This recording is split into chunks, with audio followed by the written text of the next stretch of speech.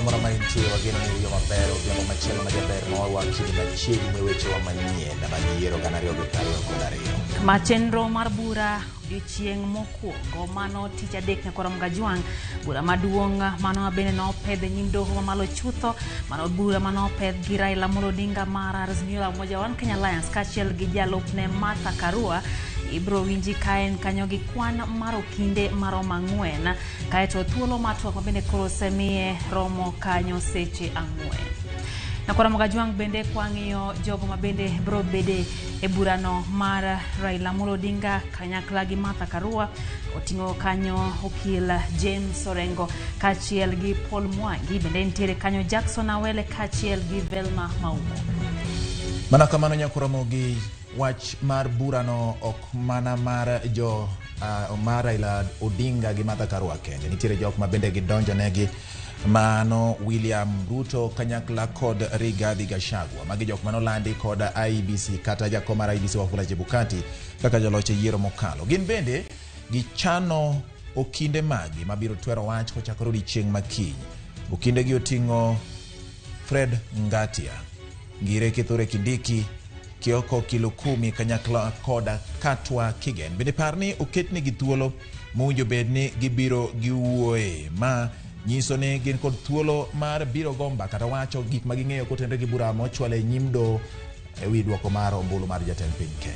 Bende nyakoro Ramogi ipani duol matao yiere pacho kamano kanyo IBC bende ni kanyo ahinya to elo jakoma mar IBC Wafula Chebukati nitiere kanyo gi okinde mabende biro ng'iyo wechego mag bura kama oting'o kanyo Senior Counsel Kamau Karori kaachiel kod Eric Gumbo kaeto gin kanyo bende gi Profesa Katangire Githu Muigai mago duto dhi wuoyo elo Chebukati Wafula mano kanyo jakom mar IEBC bende en bura nyakoro Ramogi mano wasingo nwa boloni achiel kachiel mane Ramogi tiki. Bige manyalo paro ni okinde mag Raila Odinga mag William Ruto mi thuolo mar twak dakika 4 mag Chebukati kata IEBC omi thuolo maromo dakika 3 magi gin kata seche 3 mowinjo bedni giwuoyo godo. Seche 4 ne Raila Odinga kanyakla kod William Ruto, seche 3 ne IEBC mondo mi giket kare gik maging'eyo kotenre gi ombulu mar jatend piny Kenya. Nyakoro Ramogi wan gi mathoth mwado ni mondo mi ibed kendo iwinje Ramogi TV.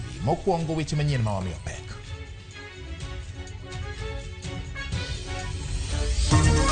Doho mamalo mogiko pedho kenge mag bura madechaki yalo odiochieng' makiny yiero ma jatend piny Kenya. Doho mamalo mogiko golo chik mondo nuo kweno mar ombulu tesenda 15 mane kweth mar Azimio gole ng'ur kaluwore kod duoko mar ombulu mar tend piny Kenya. Niko tayari kufanya kazi na yoyote Mombasa tuipeleke mbele. Duon bura mar ODM oyudo governors mamoko ariyo bang' IEBC lando Abdul Somad Nasir kaka jaloch ma Mombasa ka Fernandes Baraza oyombo Kakamega.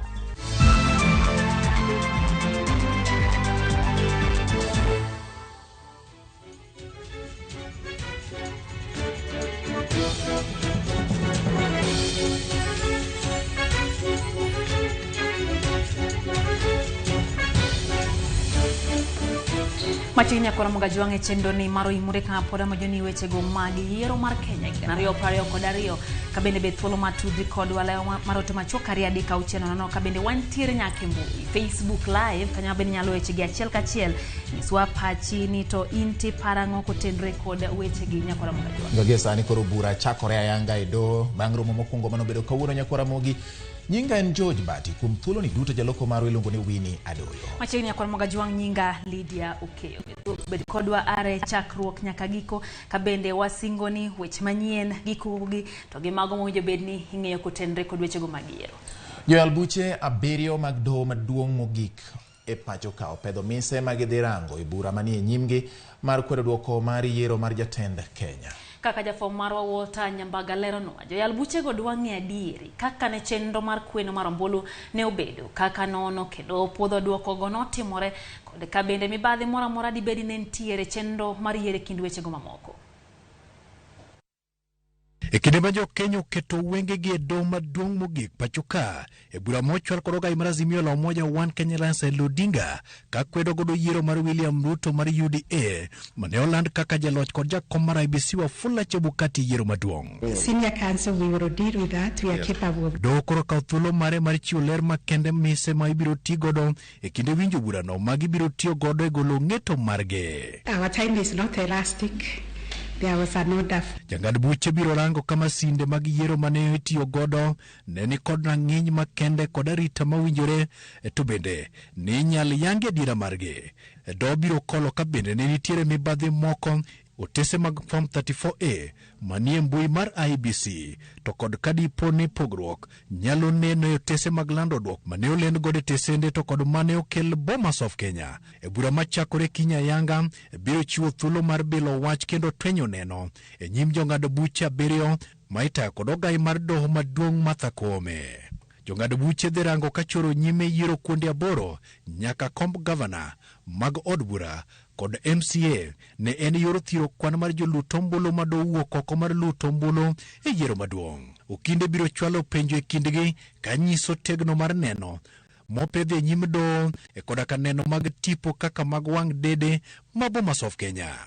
E do biro menyo pogruok mar kwan mar jolut ombulu manogoyo ombulu e lemo mar jatend piny Kenya nyaka kombe mamoko kod luruok kod chike e kinde kwano kod riwo ombulu kaka yor luruok kod katiba wang'i 38. Jong'ad buche rango ka mibadhi no neno manyalo miyo yiero maduong' koso bedo kod luruok kod chike kata mana thuolo kendo mauyanga. Walter Nyambaga, Ramogi TV, Nairobi.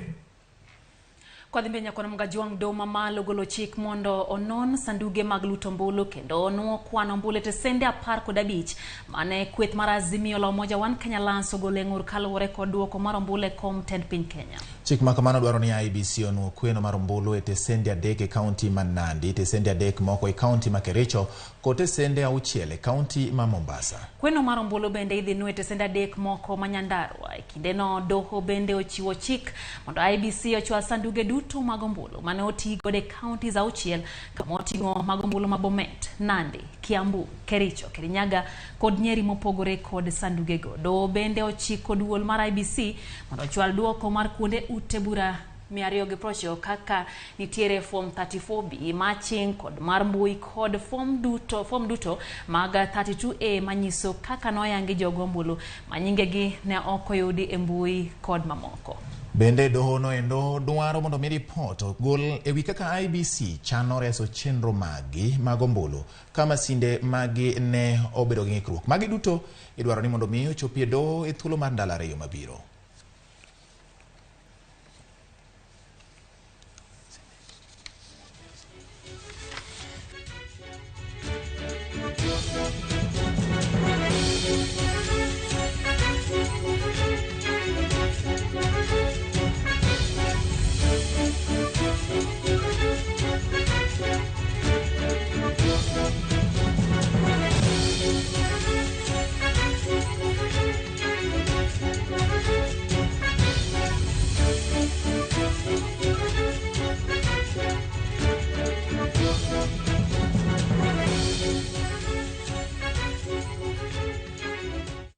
Ramogi romo mokwongo mar doho mamalo mogik ne ochakore kod ng'iyo kata kelo yot e yo ma gibiro tayo godo bura mar duoko mar ombulu mar jatend piny. Kama doho mamalo mogik no koro wito oko ng'ur mar jatend duond bura mar chama cha kazi Moses Kuria. Kuria no chwalo ng'ur e doho mamalo mogik owacho ni kweth mar Azimio la Umoja One Kenya Alliance notemo kelo chochni e chenro mar lando jaloch e yiero mar jatend piny Kenya e kar bagorumo ma Bomas. Walter Nyambaga nigi ler mar wachno.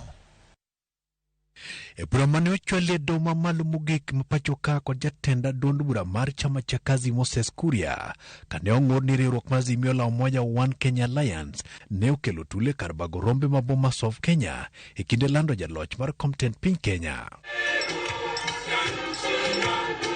Kuria wacho ni duoko mag jalar kom tend piny Kenya ne oketie lela ni ji duto e kajens ne ochoko gi otesego kasiro ni ne gin kare e tesende magoyo ombulu duto mohelo 46. ne olero ne doho ni chenrono ne odhi kare kuom ndalo 6 nyaka chieng' ngeso tarik 13 dwe mar 8 saa 5 mar otieno ma jachung' mar Raila Odinga Saitabao Kanchori ne ochung' molando ni kar bago romo mane time nonro mag ombulugo ne en kar njore ka tipo mare nomake kod ute mag fwambo.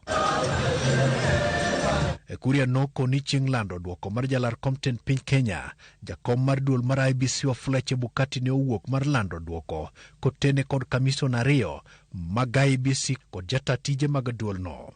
Kata kamano, Kuria omedo ni kweth mar Azimio la Umoja One Kenya Alliance no monjo apisasgo mohinyo kamision 2 kabene ne gitemo tamogi lando duoko go. Kuria wacho ni seneta manarok moyier Ledamo Lekina, James Orengo, Gladys Wanga kod moko kuom kweth mar Azimio la Umoja One Kenya Alliance norocho chenro mag lendo. Bende omedo ni ne gin kod gige lweny manohinyo jakom mar duolno kendo ne ok obedo kod thuolo mar lando duoko mane oa kuonde mag chung' buora mamoko. Kado mamalo mogik koro wito oko ng'ur mar Kuria. Doho maduong' bende okiro oko kwayo mar jatend Agano Party David Mwaure mane dwaro ni mondo nywande bura mar Kuria kaka jal man kod dwaro. Doho ng'ado ni Kuria ne orem lero ne doho kaka kwayo mare otudore kod siro kata kwedo loch mar William Ruto kaluwore kod chike mag doho mamalo mogik mawinjo buche mag yiero. Jakenya Julius Orege kod Milton Ariku mane duto dwaro ni mondo mi thuolo e burano bende doho wito kwayo margi. Walter Nyambaga, Ramogi TV, Nairobi. Kawang'iyo duoko mag yiero manyo tim nyoro kendo lendo mag golo dichieng' kawuono mano bang' kane duol mar IBC choro nyime ombulu makamago. Abdul Somad Sharif Nasir jaloch e ng'wech mar laro kom mar governor e county ma Mombasa. Nasir man laro kom no gi otiko mar ODM e bwo riwruok mar Azimio la Umoja One Kenya Alliance Yombo Hassan Omar Hassan mar UDA mane gipiem go e ng'wech ma yie no twere mokalo gi ombulu mohewa 2020. Gikone to jodak ma Mombasa no yudo jalno mabiro kawo kar Ali Joho. I, Swalha Yusuf, the county returning officer, Mombasa County, hereby declares that Abdul Somad Sharif Nasir of ID number 13358416 as the duly elected county governor for Mombasa. Banglande ka jaloch e yiero makawuono Abdul Somad ne otelo ne kweth mar Azimio e duoko erokamano ne oganda magin jolut ombulu ka gisingo tero Mombasa nyime. Ushindi tayari tunao. Sababu za kuwashinda tulikuwa nazo na ushindi tukaupata. Njia ya kuwashinda tulikuwa nao, ushindi tukawapata. Na mimi nawaambia ndugu zetu wale waliokuwa katika upande ule, mimi kama Abdul Somad Sharif Nasir ni wa kwanza kunyosha mkono kuambia ya kuwa hata baada ya matusi yote niko tayari kufanya kazi na yoyote Mombasa tuipeleke mbele. Jotelo mag Azimio no nyiero IBC e wi mano magiwacho ne gin kod paro mar tamo ODM e loch tok chwalo nyime yiero kendo parono ne ogore Luanda.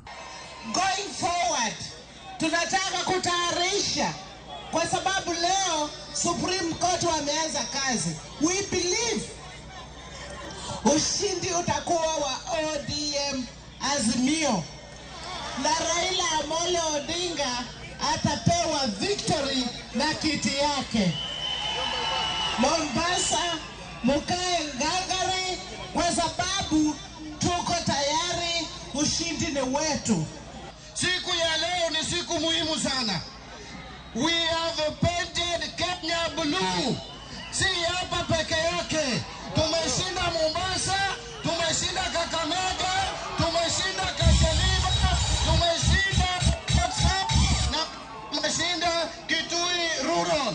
Loch mar Azimio e lemo mar gavana nonenore kaka thuolo mar chiero kendo tego sapar mar chuogo serikal mabiro ka gikwayo johera magi monde kik bed kod buok kata matin. Yombo ni omiyowa confidence maber, yombo ni omiyowa moral kata wach mar Supreme Court mabiro ni jowa koro nigi mijing'o ging'eyo maber ni at least it is possible. To mano nyiso jopiny ka jo Kenya ni at least Raila noyombo kura, nikech ineno kaka ji owuok mogo kura, tineno ka jog babo emoyombo, jogazimiyo emoyombo kura gi. So for us, we're so grateful that we won Kakamega. We're so grateful that we won Nairobi, Mombasa. We're also extremely grateful that we got 3 more MPs. So we're looking forward to electing a speaker of Azimio's choice, and we're looking forward to basically waiting for the Supreme Court to make a pronouncement. This one has made our case even easier at the Supreme Court, because Kenyans have seen, you saw people coming in, they were from much coming in with money, trying to bribe, you know. But yesterday, tulifunga milango yote, tulikuwa pale chonjo, we were waiting, and we thank God that we got this victory. We are humbled. Eric Owenga, Ramogi TV. Kora mogikone koro ikruok oketi mogika na yalo bura mar kwedo yiero ma jatenda piny Kenya moyier William Ruto e doho mamalo mogik. Jo albuche 7 mag doho no kawuono bago romo moyiedhi gi jobura duto kendo keto kenge mag bura. Moko kuom weche manonyiedhore en kwan okinde ma owinjore joma ochwalo bura bedogo kod mag jokwed bura. Chris Owino ne oluwo chenro mar doho no kendo miyo lipot e yo machalo kama. Pogruok e kind commissioners mag IEBC odhienyore e lela e nyim joyal buche 7 mag doho mamalo mogik e kinde romo mar keto chike madhi tayo bura mar kwedo yiero ma jatend piny moyier William Ruto kod jalupne Rigathi Gachagua. Ywarok ne owuok e kinde ma okinde mag jakom IEBC Wafula Chebukati manogidho Muigai kod Kamau Karori ogoyo korgi ni gine magin gi ratiro mar chung'ne IEBC ma okweth machielo ma otelne kod Paul Muite. Ne ochuno joyal buche 7 mag doho mamalo mogik mondo donjre e wachni kendo kawo yweyo matin mar golo chung' margi. Bang' wuok e yweyo matin, jalup ogai mar bad migawo mar doho Philomena Mwilu oyango ni joyal buche 7 mag doho mamalo mogik onge kod teko ma yiero ng'at maloso e lo IEBC ka onyiso gi mondo gitiek lweny manie kindgi giwegi. It is not the work of the commissioners of IEBC, whether in majority or in minority, to procure any services. That flies totally in the face of the procurement law in this country. As we sit here now, the 4 who purport to have procured have committed a criminal offense. It's our considered view that this court cannot deal with the issue or any dispute as to the legal representation of the IEBC as an institution in these petitions. There is an internal issue which must be resolved by the IEBC, its commissioners, and other internal organs. Lendo makamano ne omiyo Paul Muite thuolo mar chung'ne commissioners 4 mag IEBC mane obalo kod duoko mag yiero e bura madhi chakore chieng' tich adek. Doho bende ogolo chung' mare ewi moko kuom ng'ur mane ogol kod kweth mar okinde mag jatend piny moyier William Ruto. Fred Ngatia Oriko kwayo doho mondo med kweth mare saa achiel ka olero ni seche mane omigi nok ka ipimo kod mago mane omiyo kinde mag Raila Odinga kod jogo makwedo yiero mar jatend piny moyier William Ruto. The total time given my learned friends, all the 8 of them, is 8 hours. I have been allowed 3 hours. I would have requested you, Madam CJ, if there's any way you could allow me at least half the time that my opponents have. Number 5, we have 3 hours. The respondents similarly have 6 hours. And I think that taking into consideration the time that you have to hear and determine the petitions, I think that the time allocation has been very fair. Kata kamano, doho ne ochung' kar tiende kendo wito oko kwayo makamano manyiso ni okinde mag William Ruto dhi bedo kod seche 3 mar siro yiero mare. The request for additional time by counsel for the 1st, 2nd and the 9th respondents over and above the time allocated and issued earlier this morning is hereby declined. Kweth mar Ruto bende oyudo buok machielo bang' doho mamalo mogik wito oko kwayo margi mar miyogi thuolo mar medo kwan okinde mag-gi. Ngate onyiso doho ni joma kwedo yiero mar William Ruto nigi okinde 16 ka ipimo kod okinde 4 kende mag jatend piny moyier William Ruto. But surely it will be very difficult for me, and I say this in all fairness, to be able to master a defense against all the 18 lawyers when all we have is a team of 4. And if Malala and friends thinks that there are too many petitions, they can concede, that's all. The number of counsel permitted in the courtroom beginning tomorrow remains as directed by this court this morning and shall be firmly enforced. Koramoko wateri nyake county no Kakamega kama benene ntire yiero madundo Fernandez Baraz amoyudo loche ng'welaro kom governor ma county ma Kakamega. Baraza maja duond bura mar ODM oyudo kwan mar ombulu mar 1,192,929 ka iluwe kod Cleophas Malala mar ANC mar yudo kwan ombulu maromo 1,159,508. Jalieta miyowa mathoth ewi yiero no.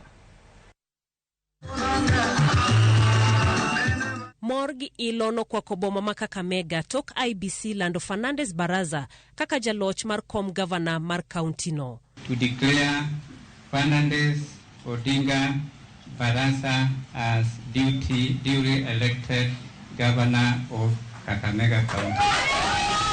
Kowuoyo tok lendo ni, Baraza mane ochung' kodon bura mar ODM nogoyo ne jo Kakamega erokamano kuom chung' kode ahinya to duond bura mar ODM. Japiem machiegni kode eng'weno Cleophas Malala ne oro ne Baraza ote mar poch gi pak kokalo e mbui ne mar tudruok mar Twitter.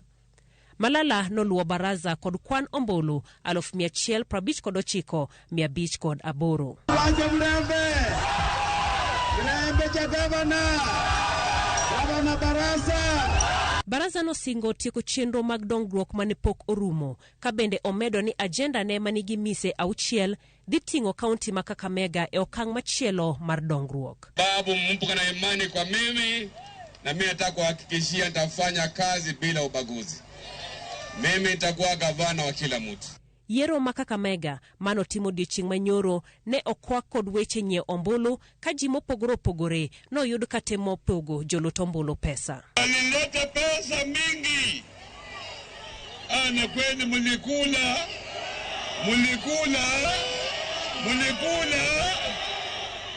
Lakini mlikuwa mnajua mahali mtapiga kura. Molava kulikuwa na mchezo. Gavana akanipa kazi ya security. Nilihakikisha kazi imefanyika. Tok lor yieroni, jodak ma Kakamega koro rito mondo ochopnegi singo manoketnegi e kinde campaign. Jalieta, Ramogi TV. Ramogi gikone to ganda e kuonde chung'od bura ma Rongai e county ma Nakuru Kacheliba, Pokot South kod Kitui Rural oyiero jood bura madhi tayogi. Yiero ma kar chung'od bura mar Rongai, Raymond Moi ma en wuod jatend Kenya mar 2 mosenindo Daniel Moi okoyudo thuolo bang' jachung' mar UDA Yombe. Ler mathoth miwagi jafwambo marwa Joyce Oduor. Jopiny e gwenge 8 ma pachoka nyowuok oko mar luto ombulu e yiero adundo mane ochor nyime gi duol mar yiero IEBC. Oganda ma Kakamega kod Mombasa nyogoyo ombulu mar yiero governor ka jodak mar Rongai, Kacheliba, Pokot South, Kitui Rural nyoluto ombulu mar yiero jaod bura e kinde ma jopiny e ward Manyaki West kod Kwanjenga to ne yiero MCA margi. Nyaka sani duoko mawuok ka IEBC yango ni Paul Chebor mar UDA e jaod bura moyier e kar chung'od bura mar Rongai e county ma Nakuru. Chebor noyudo kwan ombulu 27,021 kendo loyo mayande en jaod bura makono Raymond Moi manelaro komno kod otiko mar duond bura mar Kanu. Moi oyudo kwan ombulu 14,715 ka Luka Kigena mar duond bura mar chama cha mashinani to obiro e namba 3 kod ombulu 593.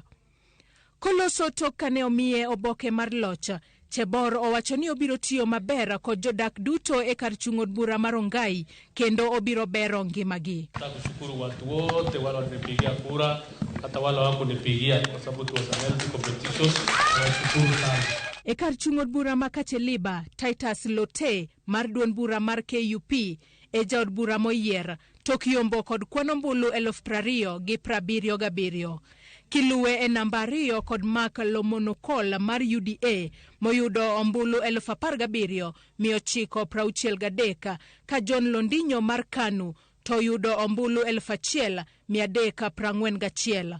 E kar chung od bura ma Kitui Rural, David Mboni Mwalika mar Wiper osiro kom mare tok yombo kod kwano ombulu 19,745 ka Charles Nyamai mar UDA mane girakore godo oyudo kwano ombulu 10,178. E kar chung od bura ma Pokot South, David Kosina mar KUP bende osiro komno tok yudo kwano ombulu 28,225 ka oyombo Simon Kalekema mar UDA manoyudo ombulu 15,298. Hii ni resilience, uhuru na usimamizi bora ya wapiga kura wa Pokot South. Mimi nashukuru sana. Bwana Aro, niliomba siku hii kwa sababu hii ushindi si yangu, ushindi ni ya Pokot South. E ward ma West Nyaki e county Mameru, Frederick Mubichi mar UDA e MCA moyier. Mubichi oyombo kod ombulu 2,026 kiluwe kod Lewis Kithinji mar DEP moyudo ombulu 1,976. Nashukuru sana kwa kila mtu mwenye amekuja hapa, support yenye nimepata kwenu. Hati sasa mpaka saa hizi mimi naona nimepewa certificate kwa MCA elect wa Nyaki West constituency. What? Joyce Oduora, Ramogi TV. Batingeni ntiere kaka jotelo. Thothne ji geno ni unjo bed nyithindgi kao kargi ka gisewuok. Ntiere moko ma samoro kose kata mana tho tiwacho ni mondo waywe pi wangi wa kao nyathigi moro mondo bedi e telo ni.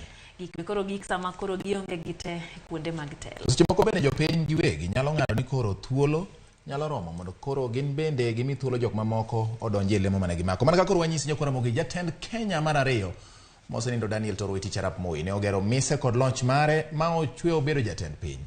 Kuom higni malach, Moi kod yawuote osebedo kamako lemo mag telo. Magikone ne okawo rutaya kapok oromo gi thone. Nyakora Mogajuang bang' tho ne weche chalo makoro lokore ataro ne yawuote. Gideon Moi ogole kom seneta ma Baringo kendo Raymond Moi bende oyombi e kom od bura mar Ongai. Dibed ne mae giko mar huma mar familia mar Moi. Daniel Toroitich Arap Moi en nying ma koluongi to obwongo cherore nyaka e telo mar piny Kenya. Kaluwore kod oteku mane wuon nyingo kete nyinge, jomoko ne ochake nyithindo, sikunde bende iluongo gi nyingno, kuonde tuke, apeni nyaka kambi mar jolweny. Ka e alap mar siasa, nyingno osemoke kuom thuolo ma ok tin ne higni 44. E higa mar 1964, dweche manok kende bang' piny Kenya yudo loch, jatend piny mokwongo Mzee Jomo Kenyatta ne ochuo kodhi e piny owacho mare. Kodhi mane joma ideo e kindeno ne ok par ne nyalo bedo tiep yadh winy. Daniel Arap Moi. Moi ne ochako dongo. Tarik 5 dwe mar 1 higa mar 1967, Mzee Jomo Kenyatta bang' neno chia mare ne ochwale kendo kete kaka jalup jatend piny mar 3. Lemono keto Moi machiegni gosimbo mar mula mar telo. Bang' tho mar Mzee Jomo Kenyatta higa 1978, Daniel Toroitich Arap Moi ne odonjo e kom mar tend piny Kenya kaka jatend piny mar 2.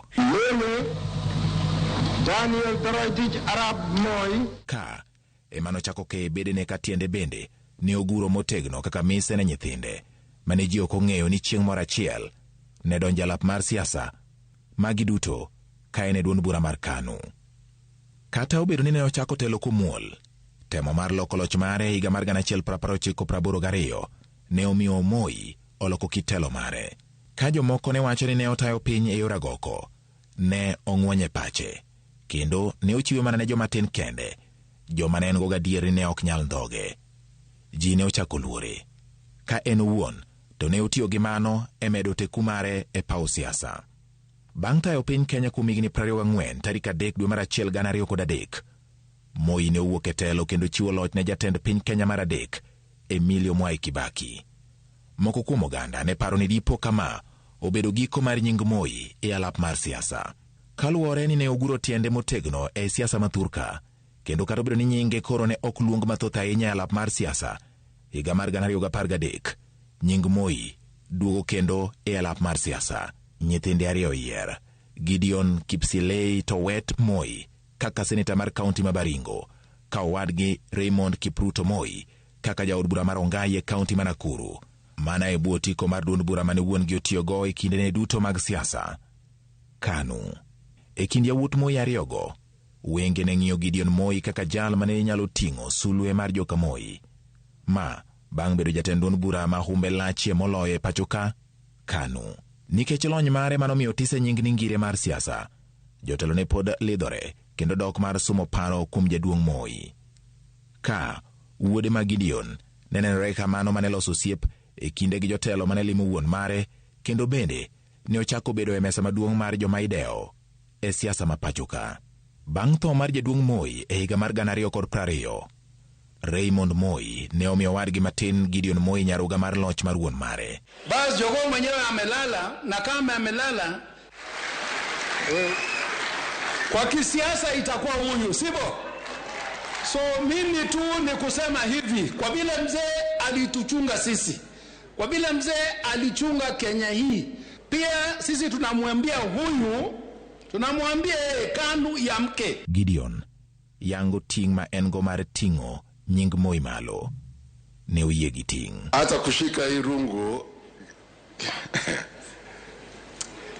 it's anyway, nitashika and I'll do my best na nitajaribu. Higni ariyo kende kendo yiero mokwongo bang' tho mar jaduong' Moi mane en ngire mar siasa. Yamb siasa okudha taro ne joka Moi. Gideon oyombi kaka seneta e kaunti ma Baringo, to kendo kapok dwe oloko, Raymond Moi bende oyombi e kom mar jaod bura mar Ongai e kaunti ma Nakuru. Bang' bedo gi sigana mar bedo e telo kuom ma ok tin ne higni 58, loch ma ologo do yawuot Moi ariyo mane ochung' e lemo mag siasa yiero ma higa 2022, mi oganda nyalo bedo gi penjo ni to ma dipo ka obedo lwar mar joka Moi, koso gi pando riekni mamoko mane wuon gi tiyo godo ma gibiro nyalo tiyo godo bang'e mar duogo e kombegi mag siasa. George Bati, Ramogi TV. Ramogi, kata kamano gima bende kwagoyo picha chien wanyalo paro ni kata mana bang' jatend piny bende koro wuok e koma kanyo Uhuru Kenyatta bang' kano yombe noduogo modok kendo ka bang'e no gwele samoro ma ok en giko mar familia no. Bati mano momiyo nikech Moi iluongo ni ngire mar siasa kata profesa mar siasa, oganda nyalo penjore ni dipo ni yawuote ariyo Raymond Moi kod Gideon Moi opando moko kuom riekni mane wuon gi tiyogo ma nyalo kendo duoko gi e kom mar loch. Obro keto wang'wa mondo wane kendo Bati pod ni ka obro nyiso sigana na hewa kare.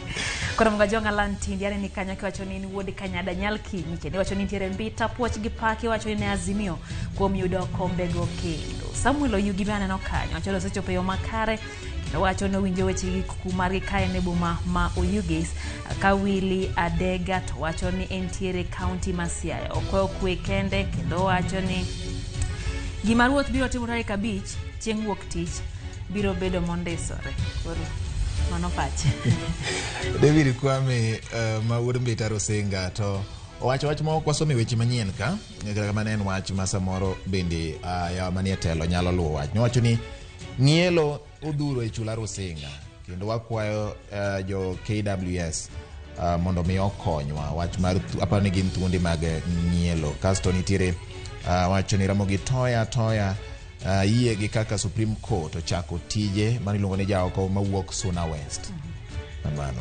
Kata aneno kanyo ka Labano Kech bende wacho ni en nyinge Okech Yona, kendo wacho ni oneno kaka weche dhi to en gi geno, kendo wacho kanyo ni orito wuok tich gino ma bende bro lande. Muga Peter bende wacho ni entiere ka kodwa kae, to Dave Rizzi Obongo bende wacho ni en Karachonyo Kanjira, kendo mano yo kindu be ipacho. Giduto wacho ni Ramogi TV chopo negi yo makare. Aneno Alexander Kangemi Muga bende wacho kanyo ni en pilot, to wacho ni entiere Kondele, kendo mor mokalo gigeno ni geno pod nitie kaluwore gi duoko mag ombulugo.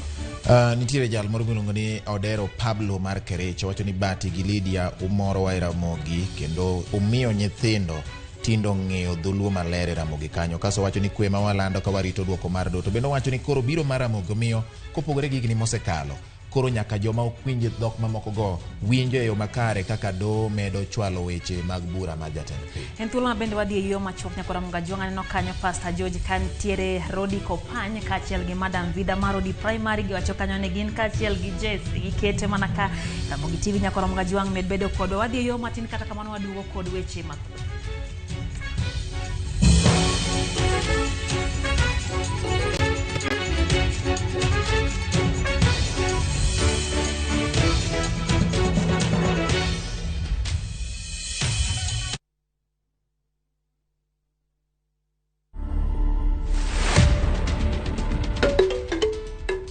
This is the most photographed house in Africa.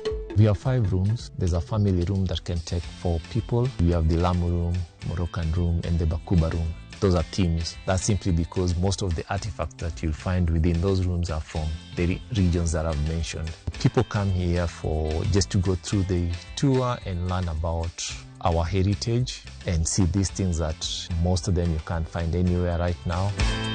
To watch this story and more, download the Citizen Digital app today. Kenya's #1 app, Citizen Digital. Wakenya wengi wanaendelea kushiriki na kushinda $300,000 kwenye Shabiki Major Leagues Jackpot. My name is Steven from Nyeri County. I participated in Shabiki Major League Jackpot and I'm a winner. With only 10 bob, you too can be a winner. Majina Simon Drango kutoka Bomet. Nimeshinda. Ya hata wewe pia utaweza kuwa mshindi. Kuwa mmoja wao. Cheza Major League Jackpot kwa shilingi 10 pekee kwa kutuma neno MJP kwa 29063 na waweza kuwa mshindi. Shabiki Major Leagues Jackpot, the easiest jackpot in Kenya. Not for persons under the age of 18. Betting can be addictive. Play responsibly. Shabiki.com is authorized and regulated by the BCLB. License number 416.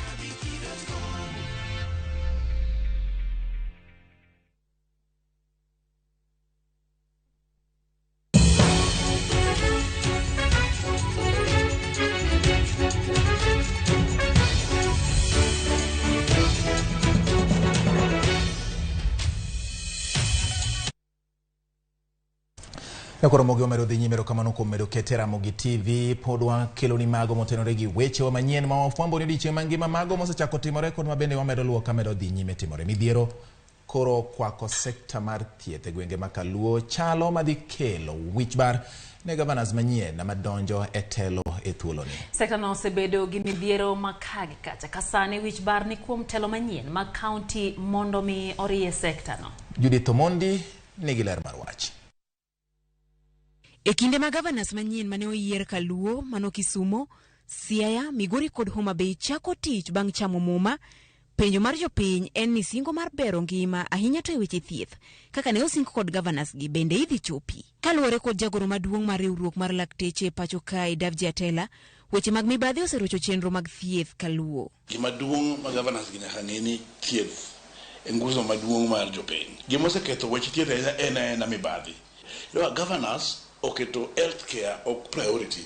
Pesa ma onego beni chulo jothieth joma tiyo dakteche michulo nurses gite thothne ji kawo keto gi ang'o e dongruok mag yo mag pogore. Kaunti ma Homa Bay kaluwore gi Atela otelo kuom chenro mag thieth morochore moloyo kipimo gi counties mamoko ma Kaluo. Apisa maduong' mar thieth e kaunti no Dr. Gerald Akech chwalo rem mar gi ne gavana manyien.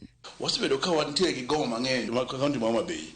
To mano osebedo ka en adier nikech healthcare magonjwa osebedo ka ni marach ojwang sidang ni ma jopiny kod hospitende go chune ginyo nyaka gloves, ginyo nyaka syringe. Kuonde mano sentiment ogergi pok wanwang'o equipments ma itiyo godo osiptendegi. Yedhe bende chendo saa ka saa. Wan gi gope moko achiel ariyo adek ka KEMSA. Osiptal ma wan go Oimore County Referral Hospital pod en mana level 4. Koro an gi geno ni sirikal madonjo sani biro elevate level mar osiptandwa ma Oimore mondo dhi e level 5. Jodak e kaunti ma Siaya kod Migori bende chwalo ywak margi. Yedhe, lakteche kod pi maler e kuonde thieth. E twak ma jopiny lando. Chema health chonek ber kabisa.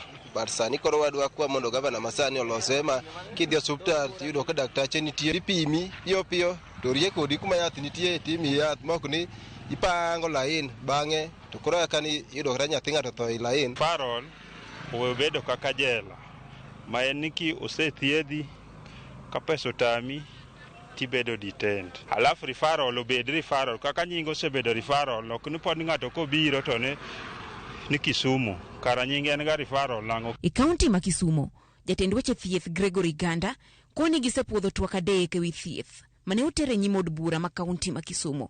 E tamni mar 2 osingo mar keto e tim twak mar 3 mabiro bero aluora e yor ler e kaunti no. E bill mar 3 ma wasechuyo ilongo ni Environmental Health Services Bill, Environmental Health Bill. Koro a second term ni mano is what we will capitalize on. My only advice to them ni gi embrace gimilongo ni health insurance. Nikech health insurance bo konyo hospitandegi yudo pesa. Pesa mar nyiewo yedhe ng'eny saidi. Koro ka gikawo insurance to pesa ni bo konyowa. Atela koni mondo ganda joluo chop lek mar thieth manengo ni ogonyore mano universal health coverage. Bado kumba mar thieth NHIF kende ok nyal romo. Nyaka tend counties keto omenda moko moromo mabiro bugo omenda mag NHIF. Mostly counties give some chul KEMSA at time madwarore. Koro mondo mano bedi mondo gobeni giketo plan maber mar nyiewo yedhe. Ni pesa moy otigo hospital dong hospital kanyo. Mondo mi NHIF oti mondo kel UHC serikal nyaka kawo pesa matengi market invest healthcare. To kwa ng'iyo ni wado yudo mana thieth manono through NHIF to obedo matek ahinya. Judith Omondi, Ramogi TV. Nakuramuka poda menyoni mago matimore counties ahinya mago makaluo. Moko kuom piny owacho ma counties makaluo koro negi achiedh nade mar kaka gidhi chulo gope ma ibandho counties go. Moko kuom counties go wacho ni ok gibi chulo gope go kapok otim nonro makare mar yango kaka gope ne okunore. Ndalo machuo kende banka wayanga PC ma counties. Tend county ma Siaya kokalo kuma PC majalup governor ma county no William Oduol oyango ni county no ni kod gope madirom siling milion 500 gope mowacho ni nochakore higa mar 2012. Oduol bendo jiwo jotije county ma Siaya mondo bed kod kwewira ni onge jatich makare mabiro wito tije nikech weche mag siasa. Ka bendo singo ni jatend county no biro tieko chenro duto manochaki to okorumo e bwo tend governor machon Cornel Rasanga. Komachielo, Governor Migori Ochila yako wacho ni piny owacho mar county ma Migori biro mana chulo gope ma oyangi kendo mago manotigo e kelo weche dongruok makonyo ganda e county no. Ochilo mano wuoyo bang' donjo e apis mar odiochieng' mokwongo tok chao muma. Wacho ni jogo mapok ochul gopegi obed mana gi horuok wira ne gikone nyaka bichulgi. Want to tell the public servants of Migori County that get back to work. Stop truancy, stop maladministration, stop laziness, get back to work. When you work well for your administration, you work well for yourself and the people. When you work well for the administration, you also work well for God, because God installs governments. If they stand on the way, we'll get them out of that way. Ochilo medone piny owacho mare dhi chogo committee madhi timo nonro wi gopego kendo rango ka county no ni kod gope milieko ni romo shillings milion 807. Bende onyiso jotije county no mondo otine oganda yo makare kowacho ni jatiche ma ok otiyo yo makare ibikaone okang' mar chik. So the only contract that we can assure you of is work. work diligently, work honestly, work very hard for the people, because we will not wait until the people are unhappy with us. We will express our unhappiness with you for failure to join us in delivering for the people of Migori. So those who have supplied anything or have provided services to our people, we will seek your indulgence. We will not hold the payments for long, but we have to verify. It's called trust but verify. Wang'yo mago motimore weche mag apaya. Ji adek owito ngimagi odhiambo ma kawuono bang' nyamburko kido mar lori nonyonogi bang' bayo yo e alwora ma Mambolewa, apaya maduong' mowuok Kakamega kochomo boma ma Kisumu. Nyamburko no manoting'o sukari kowuok yo Kakamega nomo ma odonjo e base mar jo bodaboda kama ne onego ji adek kanyo. Ripot ma ogol kod obila oyango ni ji ariyo ne oringo do e kar thieth maduong' ma Jaramogi Oginga Odinga Teaching and Referral Hospital kama gidhi nyime kod yudo thieth. Obila no chuno mondo omedi e kar masira no ni mar jopiny moko ne dwa temo kwalo mwandu mane ntiere e lori no. Jopiny omedo kwayo piny owacho mondo mi oket rageng' mag ng'weche apaya no ni mar masiche mag ndara osiko katimore. Tiere geche moko ariyo ma white mane biro bathe koni. Koro kalor no se biro ko okalo dier roundabout. To bende nyisa ni bwana Mose gini biro kae gi ng'wech. Koro tiere ng'at moro gi pikipiki noting'o mama moro e toke. Lori no biro kae mbele kae kasto timo nadi. Ochwado gi piny to loko gi kasto umo gi. Koro kochopo mbele kae to yudo ka gine iluongo nang'o. Kalabas ni omake. Koro lor kane biro kamae kalabas omake moloke. Koro ka oleke to loke gi jogi to nego gi kae. To ndara ni osebedo kod weche mang'eny. Maparo ni pile ka pile wawuoyo ka wacho ni ndara ma Mambolewa nolos marach. Nikech ndara ni mokwongo onge gimiluongo ni pedestrians way. Wawuotho to ji wuotho e ndara kama mtoka bende ringe. Koro ne wakwayo sirikal ni wach ma Mambolewa ni ok onego bed sigana. Onego ng'iyo makare miloso godo ndara ni mondo jowa maringe ndara, nikech ndara ok nolos ne trailer kende. Ndara olos ne joma wuotho gi tiendgi, ndara olos ne nyaka jo apiko. To pile ka pile biro ka jo apiko wito ngimagi. Malitie miwuoro ni wan kod skunde ma nyithiwa ng'ado ndara ka alo kama chielo ka dhiye. Tinwa ka nyithindo gi sama ging'ado ndara, gin bende gibiro jogo ma masira ni mako. Kora mgajong wadhi e sekta no mar somo kama jopuonje ariyo mag Nyamnini pod idhi medinegi e tesendo bila mayala nyaka tarik 1 dwe manyien ka gito doho mondo migiramburu. Jopuonje go magin Paulo Soko kod Morino Tieno mag skund primar ma Nyamnini itudo gi chwado yo maraj japuonjre moro mar skund no. Jang'ad bura ma doho Masia Lester Simio ema winjo burano. Bende yangore ni duol mandiko jopuonje tich pacho ka TSC oseteng'o lwet jopuonje ariyo go mogo. Doho biro doke doho tarik 12 dwe manyien mar ng'eyo ka chijego ibiro we thuolo kod rambum kata oyo.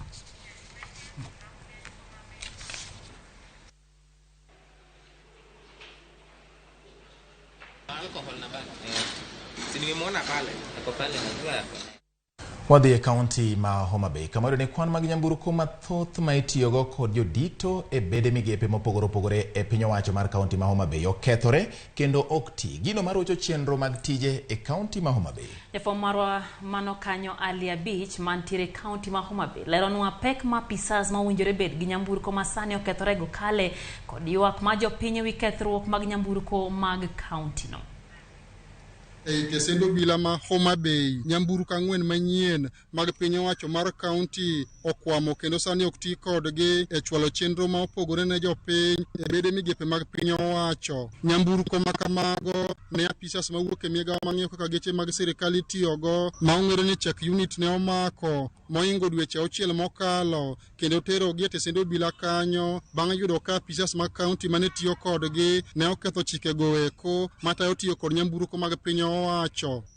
Lipot mar obila yango ni nyamburko go ne oter katiyo to nyaka sani gimedo mana kethore nikech piny owacho mar kaunti pok ochulo omenda mar fwai mane check unit dwaro bang' kane osemak nyamburko go.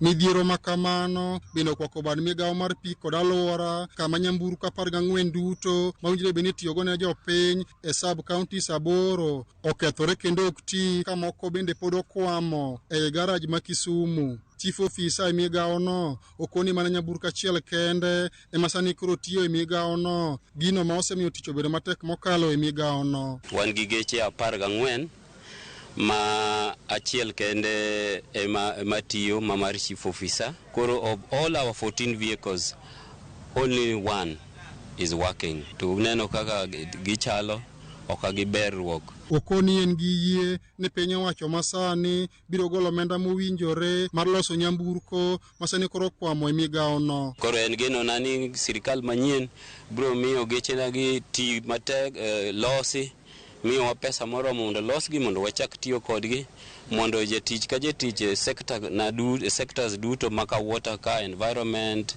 climate change, forestry owuog oko mondo ti ne jopiny kaka dwarore. Sirikand kaunti mane otelo kod gavana machon Cyprian Awete bende nonyiewo tingni 8 mag pur mane oter e sub counties te mar jolo jopur, to kata kamano kuom tingni 8 go eko mana tinga achiel kende matiyo, ka 7 mamoko to sani koro ni piny. The financial year 2013-2014 the county government mar Hombe nonyiewo tingni 8 mane onego bed ni keto tinga achiel per sub county mondo mi o subsidize cost mar pur ne jopiny.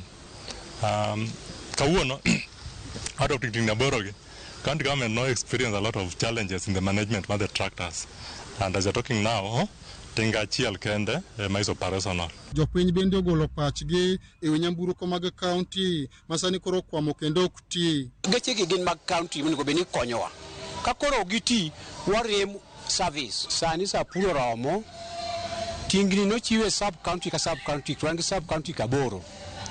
Sub county kaboro gi onge tingni matiyo kata achiel. Sani weche mag pur koro sewuok.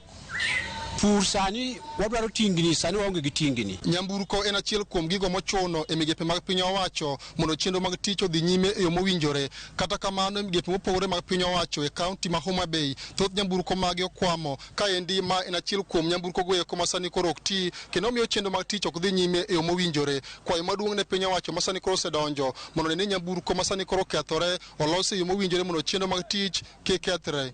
Ali Abich, Ramogi TV, Homa Bay.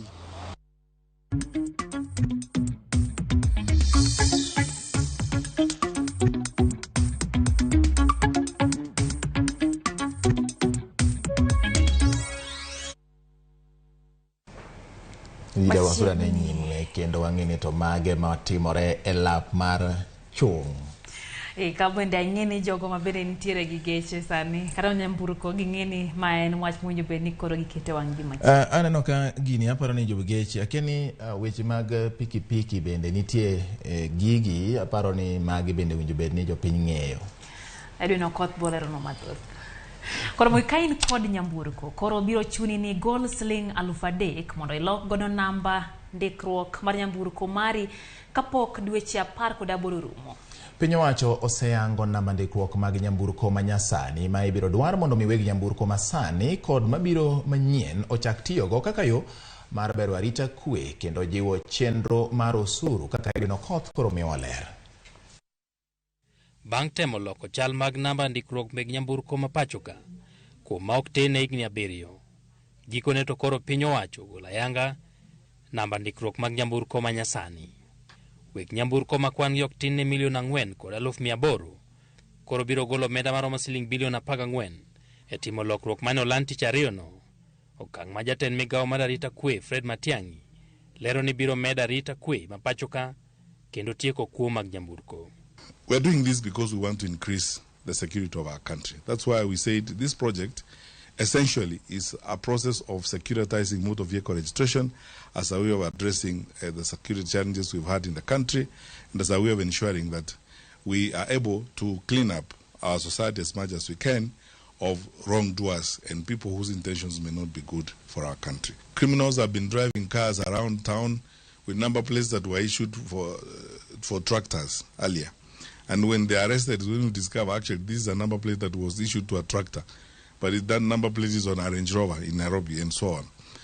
Nyawadgi ma ochung' ne weche mag wuoth James Macharia to wacho ni loko namba ndikruok manyien biro konyo nyaka pinje malibamba ma bende jokuoge thoro kwalo e nyamburko ma iuso pachoka.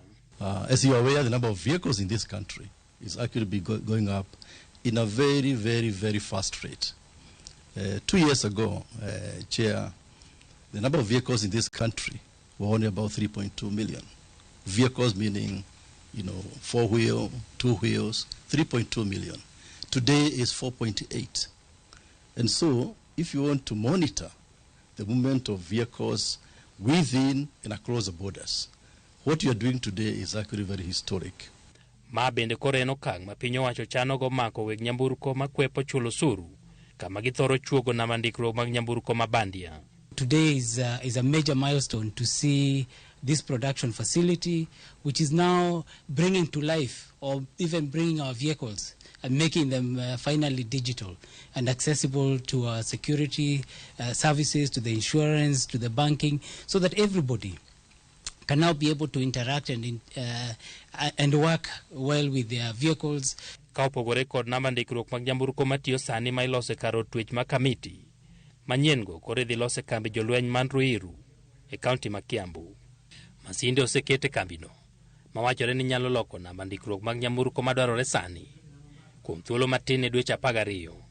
To kata kamano, piny owacho miyo weg nyamburko dweche 18 matimo lokruok ma kamano. Edwin Okoth, Ramogi TV, Nairobi.